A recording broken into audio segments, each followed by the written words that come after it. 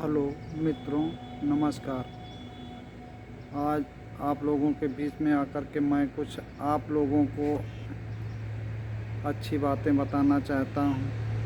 आप अपने जानवर को थनैला रोगों से कैसे बचाएं। उसके लिए थनैला रोग के लिए देसी उपचार।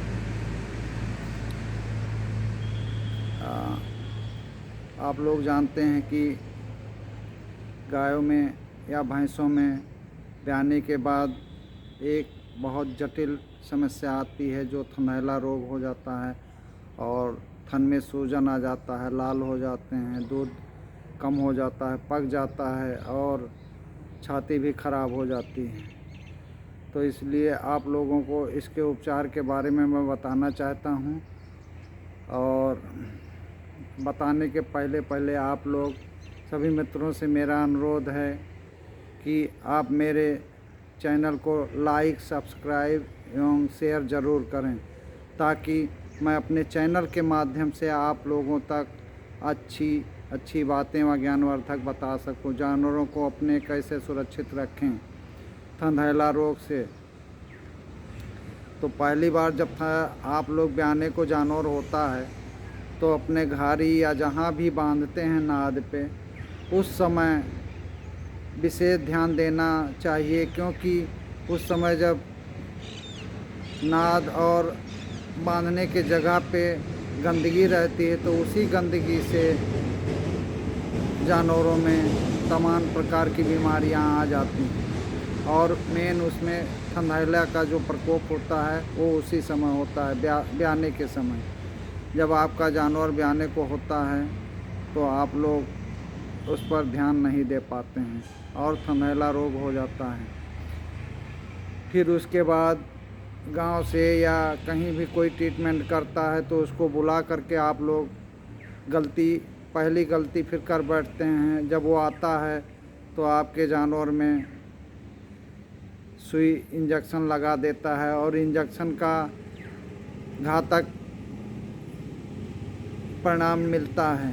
आपका जानवर चारा पानी सब छोड़ देता है और सूजन बढ़ती चली जाती है, फिर थन भी कट जाता है और दूध भी चला जाता है और उस इंजेक्शन से बचा नहीं मिलता है। क्योंकि जब इंजेक्शन वो लगवाना चाहिए तब नहीं लगता है, बाद में लगवाने से। जब ये बताइए, कोई चीज़ शरीर के जिस अंग में होता है उस अंग में कोई दवा प्रवेश किया जाए तो फ़ायदा मिलेगा कि या बाहर किया जाएगा तब। तो इसलिए आप लोग जो भी आते हैं वो इंजेक्शन गर्दन पे लगाते हैं और बीमारी उसके थन में होती है। तो थन वाली बीमारी तो ख़त्म नहीं होगी, गर्दन वाली बीमारी ना ख़त्म हो करके और उसमें जो उसका साइड इफ़ेक्ट है वो आ जाता है। तो आपका जानवर चारा खाना और पानी पीना और परेशान हो कर के वो सारे प्रक्रिया को छोड़ देता है और आप लोग परेशान हो जाते हैं। फिर दवा करते करते उसमें गुठली बन जाती है और थन सूज करके कट जाता है।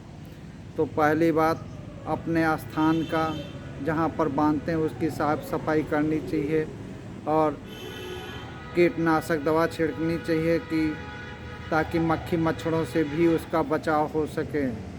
और हो सके तो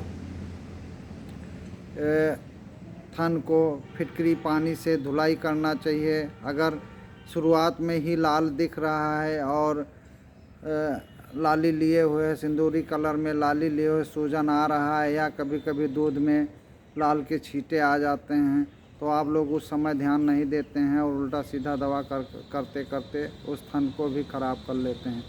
तो इसलिए शुरुआत में ही जब थन में लाली दिखाई दे या थन हल्का सूजा हुआ दिखाई दे तो उसमें उपचार करने, देसी उपचार से ही अपना नीम की पत्ती है, फिटकरी है, ये डाल करके अगर उसकी धुलाई करें तो आपका जानवर उसी समय स्वस्थ हो सकता है। और शुरुआत में ही अल्मस्ट पाउडर आता है और माक्सल टेबलेट जो आता है, माक्सासिलिन, अगर उसको आप लोग खिलाना चालू कर दें तो आपका जानवर थनैला रोग से बच सकता है।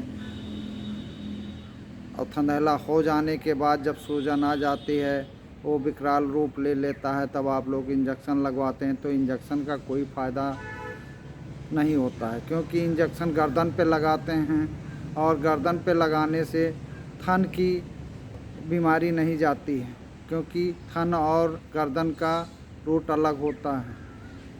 तो कभी भी कोई भी इंजेक्शन गर्दन पे लगाया जाएगा तो थन पर उसका कोई प्रयोग नहीं होगा और थन नहीं बचा मिलेगा। तो इसलिए आप लोग ऐसा ना करें, ताकि आपका थन भी ख़राब हो जाए और जानवर भी दूध देना, चारा खाना, सारा चीज़ छोड़ दे। तो इसलिए आप लोगों को सही जानकारी मैं दे रहा हूँ कि उसके पहले आप लोग उसको, जानवर को और अपने उस जगह को जहाँ पर बांधा जाता है उसकी साफ़ सफाई रखें और जानवर में होने वाली बीमारी से उसका बचाव करें और देसी चीज़ अपनाएं, ताकि आपका जानवर स्वस्थ रहे और बीमारी ना आए। इसलिए हमेशा आप लोग ध्यान रखें, बीमारी होने के बाद कोई भी दवा काम नहीं करती है।